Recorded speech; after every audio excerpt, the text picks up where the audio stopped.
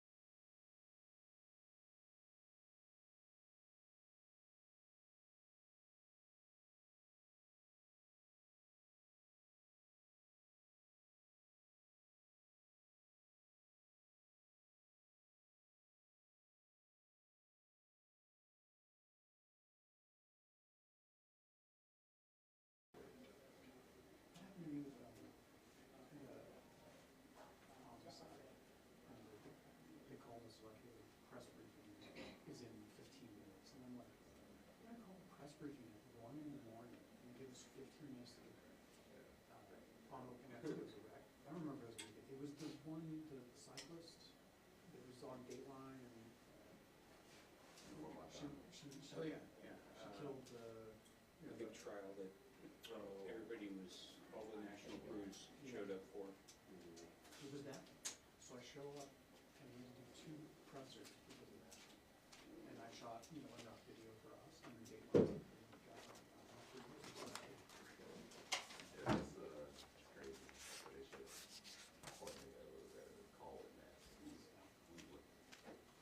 I mean, even about Especially too, not to have to repeat yourself, it's like I know for a fact I don't want to repeat myself. I was like, where are the station here, close to work, at home, it's all close to traffic. Yeah. That makes sense. Are these the closets or doors into that room? They all have security on it, that's all some secure closets.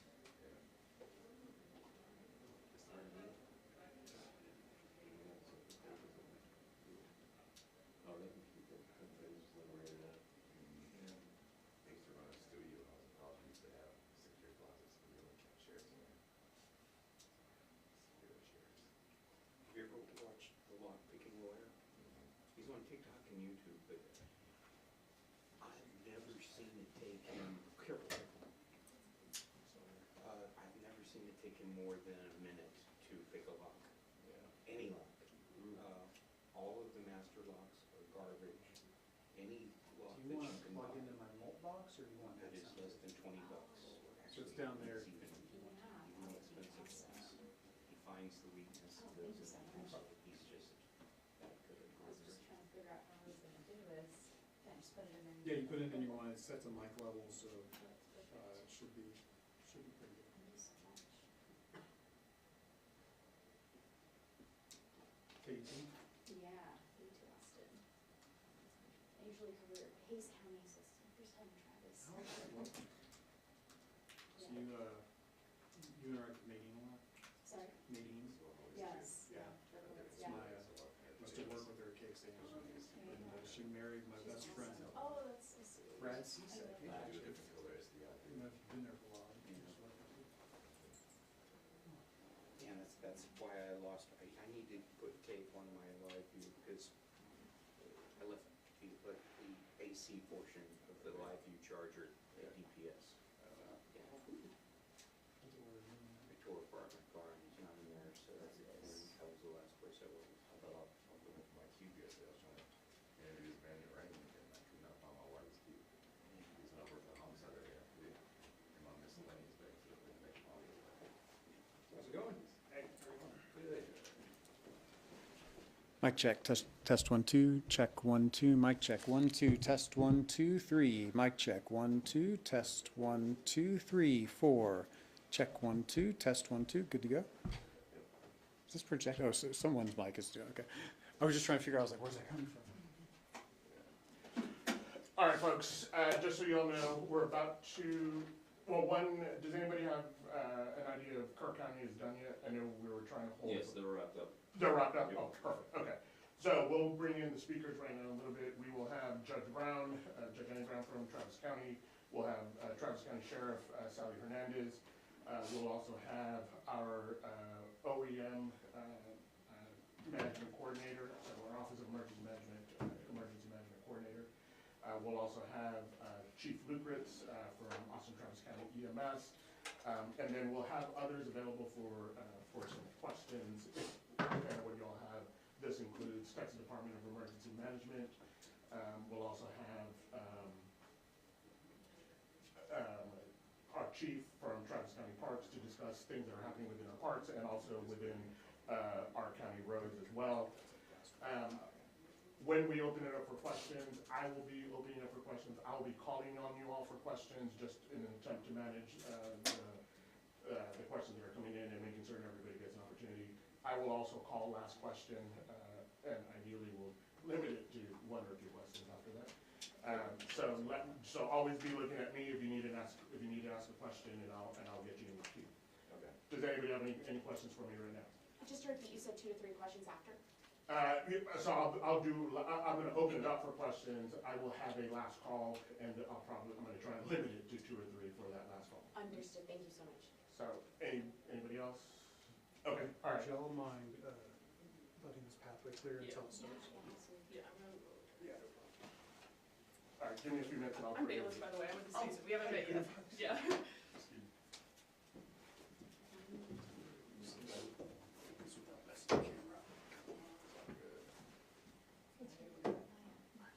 Bayless. I also know. Oh, it came to you? Oh, I know.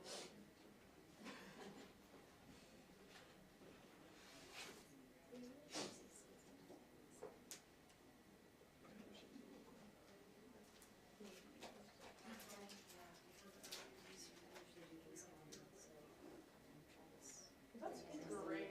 It's. County reporters is just. That's lots of flood coverage. Yeah, that's true.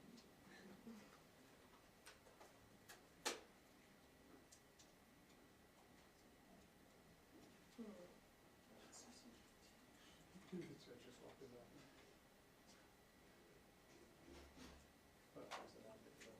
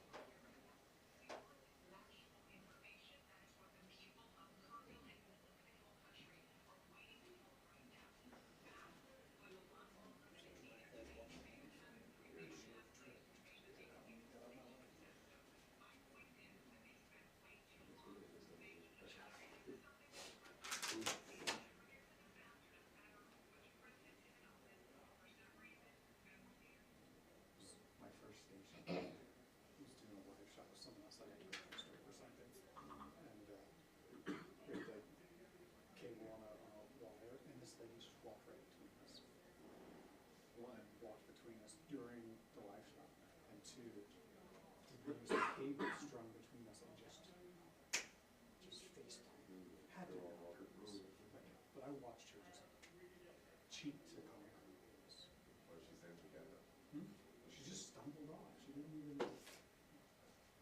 You're trying to ask if she's ready.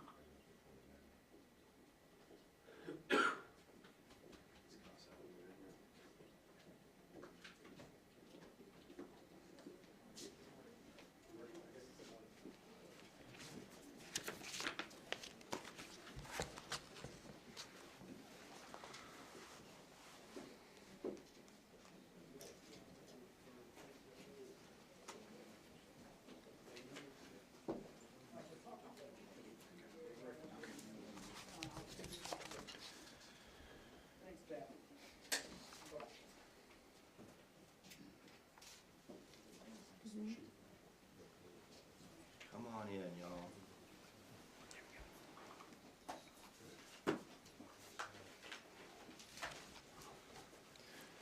Okay, everybody good? Excellent. Let's see, where's Chief? There's Chief Anderson. Thank you. Go ahead, Judge. Yes, sir. Good morning. Thanks, y'all, for being here. My name is Andy Brown. I'm the Travis County Judge.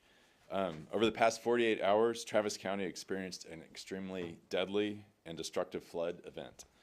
I want to start by thanking the first responders, dispatchers, road crews, utility workers, and volunteers, and people, citizens, residents, who have exercised extraordinary bravery over these past 48 hours. You've saved countless lives, sustained hope in the darkest moments, and will continue to do so in big and small ways over the days and weeks ahead. For all the people and communities that are impacted, we stand with you and are doing all that we can to support you. I want to thank the National Weather Service for sending out alerts before, during, and now after the bulk of the storm.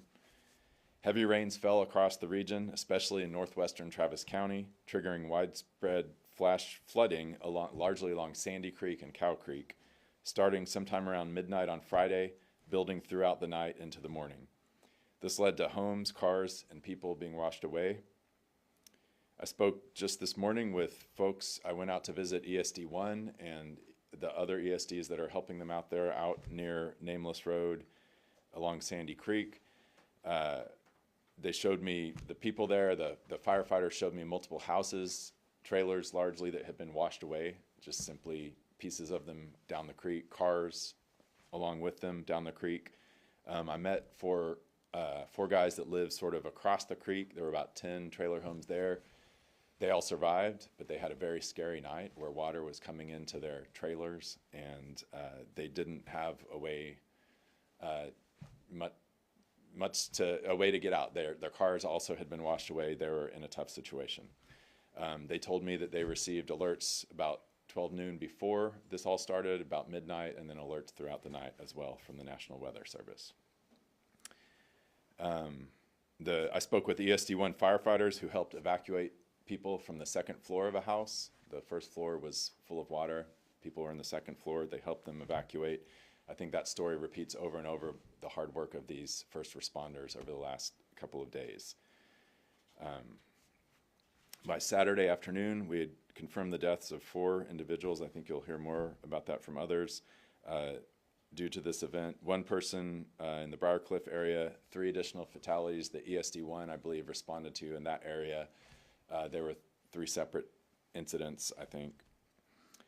Search and rescue operations are still going on this morning. The team at I joined them at their 8 a.m. briefing this morning, where they divided up where they were going to be walking, largely along Sandy Creek, to look for folks up and down the creek. It's about, my understanding, it's about 18 miles of creek between the top and where it hits the lake.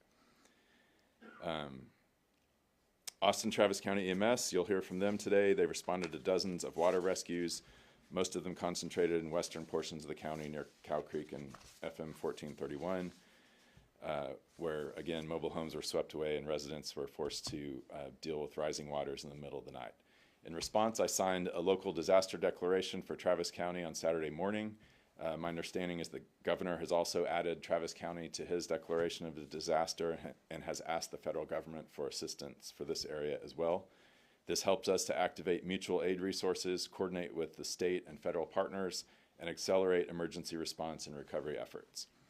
We also launched a countywide emergency response operation that included activation of ESD1 and an EOC out there, deployment of medical and mental health response teams, and establishing a reunification center for families searching for missing loved ones. At the height of the storm, the National Weather Service issued additional flash flood emergency warnings for portions of Travis, Williamson, and Burnett counties, including the I-35 corridor. Some areas received over a foot of rainfall in a matter of hours. Low water crossings were quickly overwhelmed, and floodwaters caused extensive damage to roads, bridges, and homes, particularly in the western region of Travis County. And then late on Saturday afternoon, Travis County received an alert from the LCRA, the Lower Colorado River Authority, that flood operations had begun at Tom Miller Dam on Lake Austin. So they opened floodgates to manage upstream inflows and advised downstream residents to take immediate precautions as flows increased significantly and water levels rose rapidly along the Colorado. This action was necessary to preserve structural safety and reduce upstream flooding, and added, of course, to the complexity of what everybody was dealing with downstream. Travis County worked alongside the Texas Department of Emergency Management. We've got Cody here today from TDEM, who has provided us lots of support and been a great partner in this, as well as working with surrounding Central Texas counties that also face dangerous flooding, evacuation orders, and ongoing water rescues. As for the catastrophic floods in Kerr County, Travis County is proud to have served as part of the coordinated effort that included Texas DPS, Texas Parks and Wildlife, Texas Task Force 1 Hilo Group, the Texas Military Department, and the U.S. Coast Guard, and of course TDEM. We deployed a Starflight helicopter with 1 pilot, 1 nurse, and 1 paramedic that completed 6 missions and 2 hoist rescues, moved 9 patients to a collection point, all in over about 4.5 flight hours. Throughout all of this, our first responders, dispatchers, road crews, utility workers, and volunteers exercised extraordinary bravery. I cannot thank this group of folks for their courage enough and for their quick actions. As we move forward, I want to reiterate that this disaster is not over. While floodwaters seem to be receding in many areas, the rain seems to be slowing down. Damage assessments, debris removal, and recovery operations will still take days and weeks. And we're still, I believe, under a flash flood watch until 7 p.m. today. So just, the same things we always urge folks: never drive into a low water crossing, especially during a storm. This had catastrophic consequences, I think, for some people in Travis County, and it's just something that you should never do still to this hour. Listen to your phone alerts. Make sure that you have an evacuation plan, especially if you live near a creek, even if it's dry, and use that plan if the National Weather Service or others recommend to evacuate. Stay away from flood-damaged areas today and tomorrow unless authorized to return.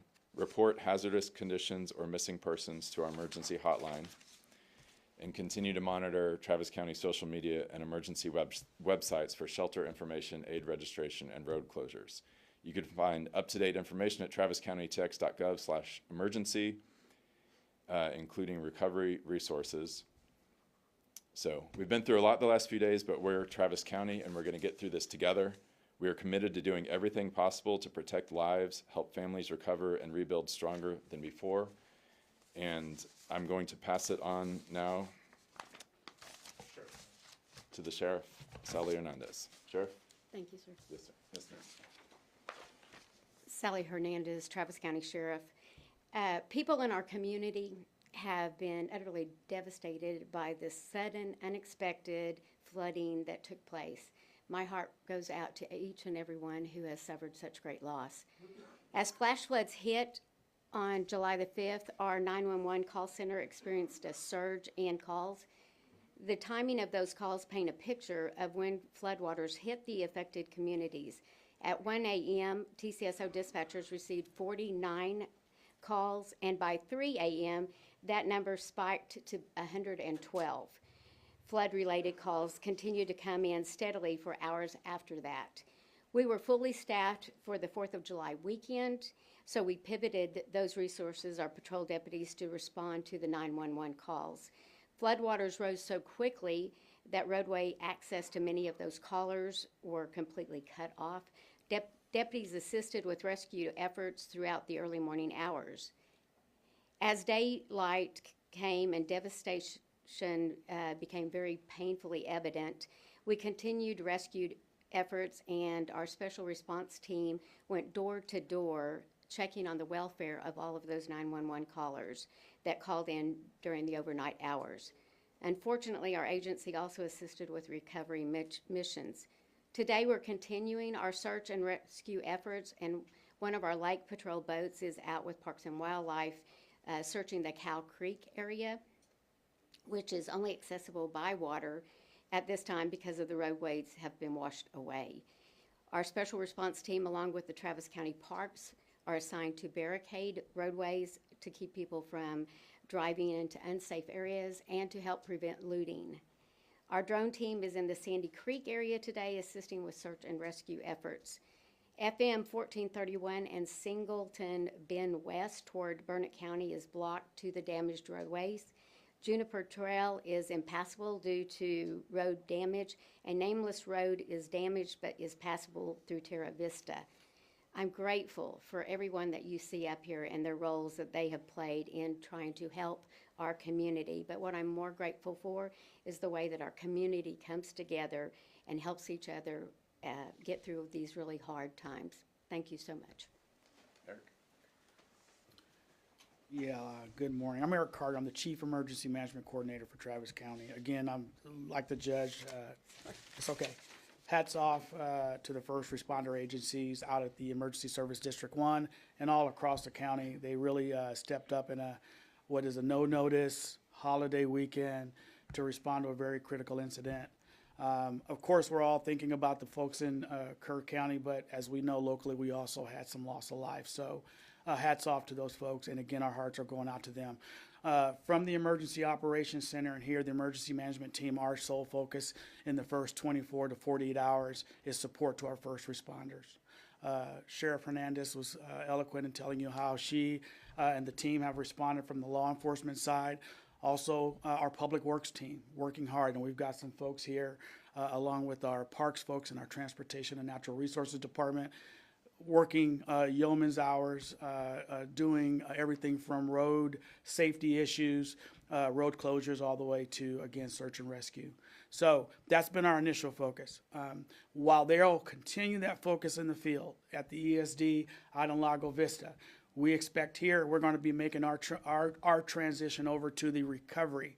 We're getting to where we're going to get that incident stabilized. Now we're going to be moving into recovery. So right now, one of the initial needs folks need to understand, if people are out there and they want to know how to help, if you're a victim and you need immediate assistance, we want to encourage you to call the Red Cross. Red Cross is here with us today. They can help you with immediate needs. By later this afternoon, we'll be putting out additional resources. The Red Cross will make sure that you are sheltered, that you have an immediate ability to cover first in food, clothing, if you lost those things in flash flooding. We know there will be other needs. We've got a great team of volunteer agencies and community partners that are gathering here at the EOC, and we're going to look at other resources we can put out for the community.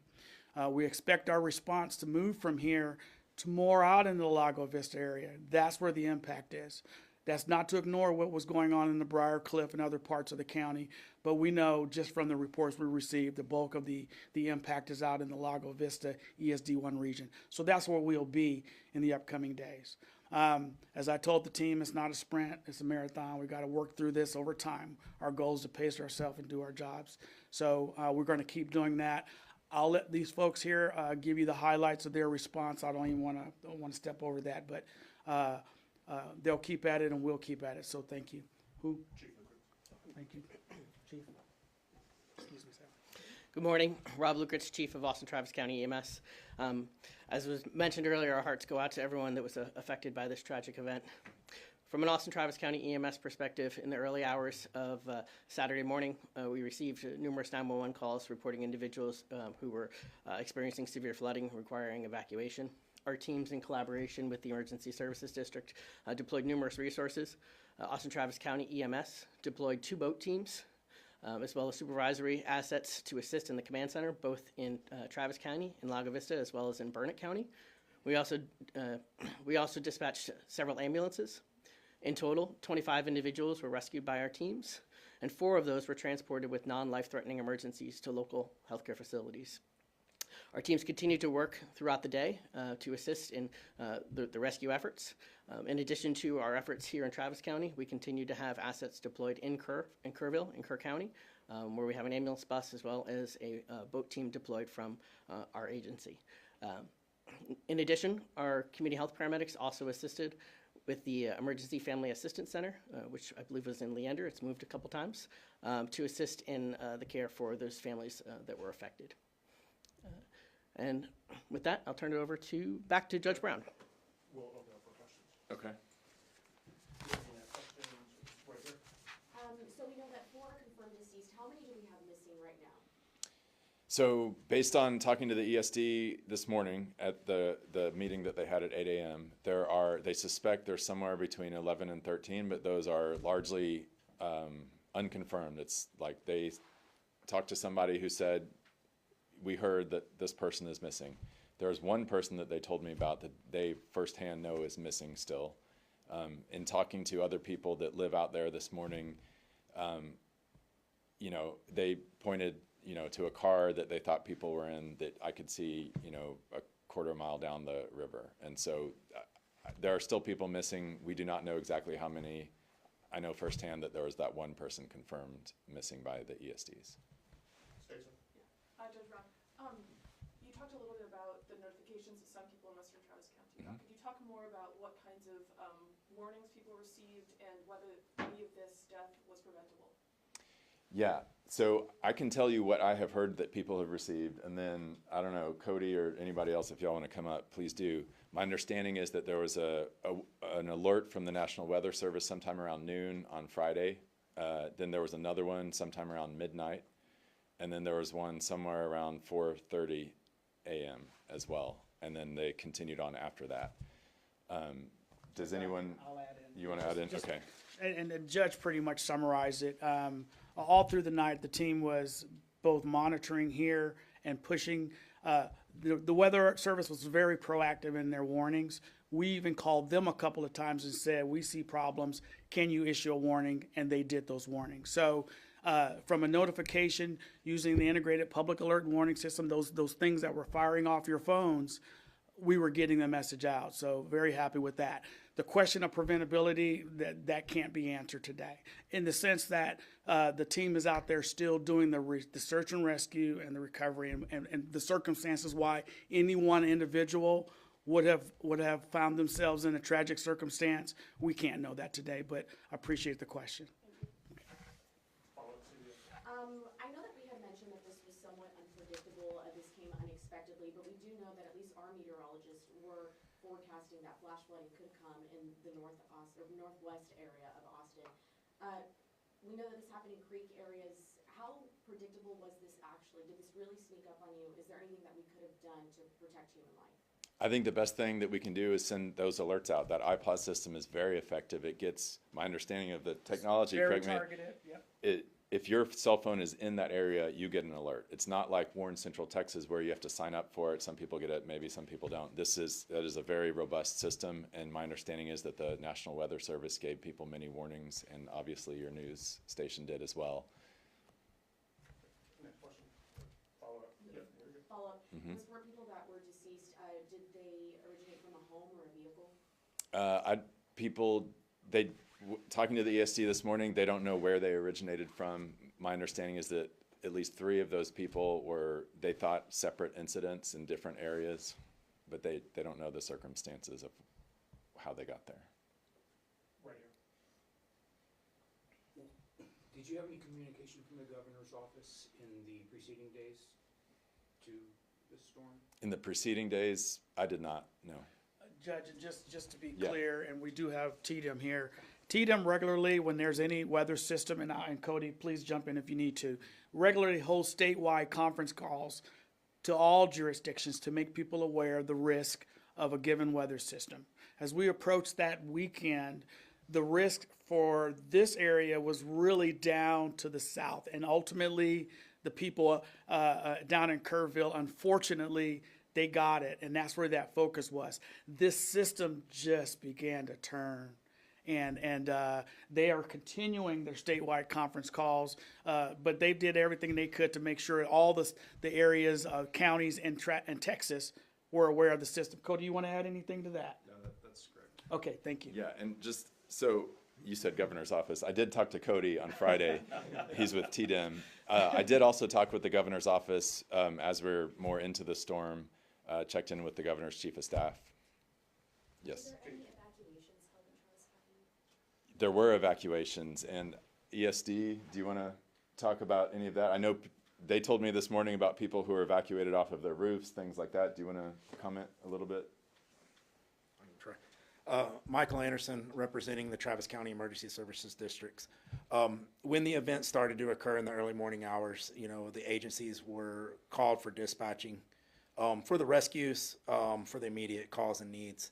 It's my understanding that the ESD 1 area, the Lago Vista, Jonestown area, while they were also performing rescues, they worked to get notifications for evacuations. But most of their efforts were on the actual needs for the rescues. Any other further than that, I can't speak to that right now. We're going to do last question here and follow it up right there. Last question for me. I appreciate y'all's time and providing us these updates. We know that Travis County is one of the biggest counties in Texas. I want to ask, why did this press conference come hours after we know that the fatalities happened in our county? I think we released them as they're happening, is my understanding. Our main focus is on the actual, helping people who are out there in the floodwaters, and so I think that was the biggest effort that we've all been working on. Chief Bailey from ESD 11 was the incident commander out around ESD 1, and so we had these folks out there and making sure that they had the resources that they need, of course. And then my understanding is that Hector and others were in communications with the press about details. I just wanted to ask how many rescues there were, and if you could talk any more. Yeah, so I heard from the ESDs this morning that they thought there were about 50 rescues EMS. Does that sound about right? So I think they pointed at what's the name of that boat? The little inflatable boat? Zodiac. The Zodiac boat. They talked about rescuing folks using the Zodiac boat out there along Sandy Creek and along Cow Creek. They also helped people by foot leave their houses when the water was coming up. They assisted people to get out that way. So there were water rescues, there were land rescues.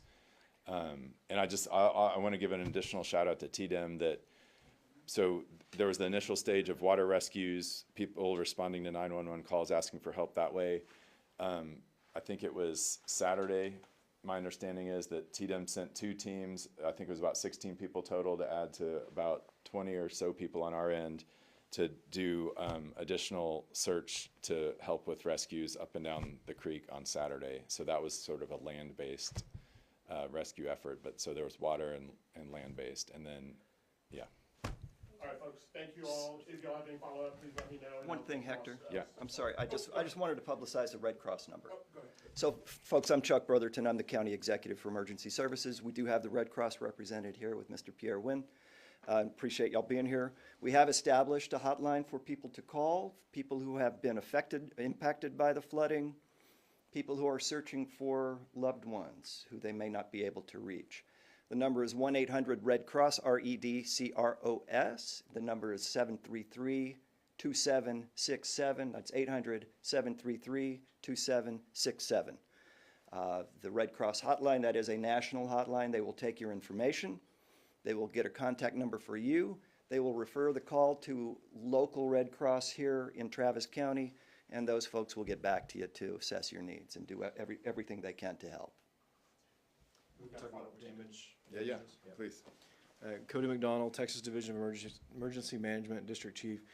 We just want to encourage everyone that was impacted by this, if they have any damages to their homes, to submit those damages to damages.tdm.texas.gov. That helps us get a track of how many damages, how many homes are damaged, what those property values look like, so we can submit that for potential assistance. So again, damages.tdm.texas.gov. If you'd please submit your damages to us. Thank you. And one last thing. So there is a lot of debris in the water, in creeks, of course, that a week ago weren't a creek. And then there also is a lot of debris in Lake Travis, Lake Austin. Please do not go in a boat or swimming in Lake Travis. Give us a couple of days at least, and until further notice, really, to make sure that that debris goes away. So there should be no recreational boating in Lake Travis or Lake Austin or any of the other lakes right now, because there's a ton of debris, ton of hazards in there, and we want to make sure that people who are trying to engage in recovery efforts are not hampered by people trying to recreate in the lakes right now. Great. All right. Thank you. All. Please let me know if you all have any other follow-up. Actually, do you have a question? I'm wondering if I could borrow Judge Brown for some Spanish time. Yeah. Okay, perfect. Thank you all. Thank you. Okay. Thank you. You don't let me call me out. No. Okay.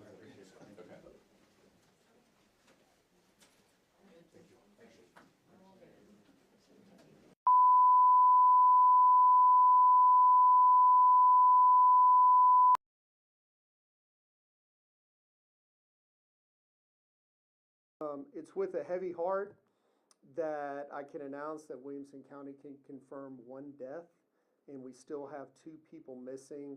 Our Sheriff Matt Lindeman will comment on those efforts in a minute. Right now, our focus is on recovery and finding the 2 missing people. So we have hundreds of people over the last couple of days that have spent hundreds of man-hours handling the storm and the rescue efforts. Yesterday, first responders conducted a total of 10 rescues missions and were able to save 27 people, including 16 from Hope House in Liberty Hill off County Road 285, who were evacuated by helicopter with assistance from Fort Hood and the Army. The county was also able to send out many messages, over 1,500 messages, and the county was very proactive in our known low spots, not only sending messages that the floodwaters were coming, but going door to door in an attempt to save life and property. Today, we are assessing damages, we are in recovery mode, and that is where we are going to focus our efforts. But at this time, I'd like to turn it over to the Williamson County Sheriff, Matt Lindeman. Thank you, Judge. Good morning, everyone. I am Matt Lindeman, your Williamson County Sheriff. On the 4th of July, as you all know, they had tragic flooding in Kerr County. We sent part of our Williamson County Sheriff's Office Swift Water Rescue Team to Kerr County to assist in those rescues. And then early yesterday morning, about 1:50 a.m., calls started coming in to our emergency communications about water over the road at various locations out in the Liberty Hill area. We dispatched deputies to those areas, and there was a flooding being experienced at that time. At 5:08 a.m., calls came in from the Rio Ancho subdivision, which is in far western Williamson County, of water coming into homes. We dispatched our remaining members of our Swift Water Rescue Team to that subdivision. 4 rescues were conducted at that subdivision. We had to recall our Swift Water Rescue Team that we had sent to Kerr County at that point because we realized we were going to have problems here in our own county. 6:58 a.m., an individual was reportedly swept away from a vehicle on FM 1869 west of Liberty Hill. 2 people in that vehicle had driven off into the water. The car was stalled. They both got out. One was swept away. We're still looking for that person today. At 7 a.m., right after daylight, we started going door to door in Williamson County east of Georgetown because we have a couple of RV parks there that are in low-lying areas. So we were going door to door to warn those people to get out immediately so that they would not become flood victims. Most of them did. However, one was rescued a little later in the day by Swift Water Rescue Teams from Parks and Wildlife and the Sheriff's Office. A number of pets were rescued there as well. That was Shady River RV Park on Highway 29 east of Georgetown. 2:06 p.m., we received another call of a vehicle being swept away from County Road 284 west of Liberty Hill. At this time, heavy rains were still coming down, a lot of high water. At about, excuse me just a moment, about 4:41 p.m., fire crews located that vehicle. It was still partially submerged. They were able to search the interior of the vehicle and determine that no one was inside the car. The water was still around that vehicle and it was too dangerous to look further in that area. Our deputies, along with Texas Highway Patrol and Parks and Wildlife, continue to check low water crossing areas throughout the county along the San Gabriel River, where we were experiencing severe flooding. And about 10:30 yesterday evening, communications received a call that a citizen had gone back to that partially submerged car. The water had receded and discovered there was a body trapped underneath that vehicle. That was the one that was in the area of County Road 284. Our deputies responded back to that area and helped with extricating that person from under that vehicle. So we'll continue our efforts all day today, and I'm sorry, that was our one confirmed fatality. Our efforts continue today with ground searches along the South San Gabriel River in the area of Liberty Hill, as well as a number of drone teams that have been deployed to try to find those 2 missing individuals. Our heartfelt sympathy goes out to all the people affected by this in Kerr County as well as here in Williamson County. We understand that families are out there desperately wanting to know about what's going on with their loved ones that are missing. we're working hard, and we will exhaust all efforts to find your loved ones and get them back to you. Thank you.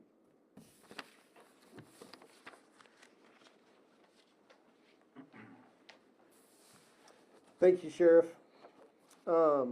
As we move into recovery, we're putting together our recovery plans and beginning our preliminary damage assessment. We encourage residents to report their damage to TDEM, T-D-E-M, using the iStat tool at damage.tdem.texas.gov.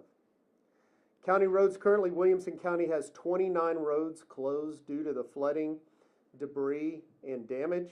Crews are out today reopening roads as water recedes and debris is removed. 6 roads have damage to the pavement, and crews are working today to open up those roadways. Specifically on County Road 279, there's 2 spots between Leander and Liberty Hill that crews are working on today to get those roads passable and open. We have 5 other county roads with damage. County Roads 257, County Road 236, County Road 207, 200, and 126. And the county will respond and get those as soon as possible. I also want to thank our first responders who went out to rescue individuals during the flooding and are now working on those recovery missions. The sheriff mentioned, and I want to specifically thank our swift water rescue teams. That's one of the most dangerous way for first responders to rescue and recover bodies. Very proud that our county answered the call to go assist in Kerr County, but at the time, the next morning, they had to come and assist with Williamson County. And so they put in many man hours and are thankful for that. Also want to thank the cities in their response to the emergency as well. The city of Leander sent Swift Water Rescue to assist in Liberty Hill, and we are grateful for that. Sheriff's Office, EMS, Fire Marshal, and I also want to thank the Texas Parks and Wildlife. They not only assisted in the rescue, but they came in at shift change and provided some much needed relief from our workers who had put in a 24-hour shift. I want to thank the United States Army in Fort Hood, who used a helicopter, as I mentioned earlier, to rescue children from Hope House.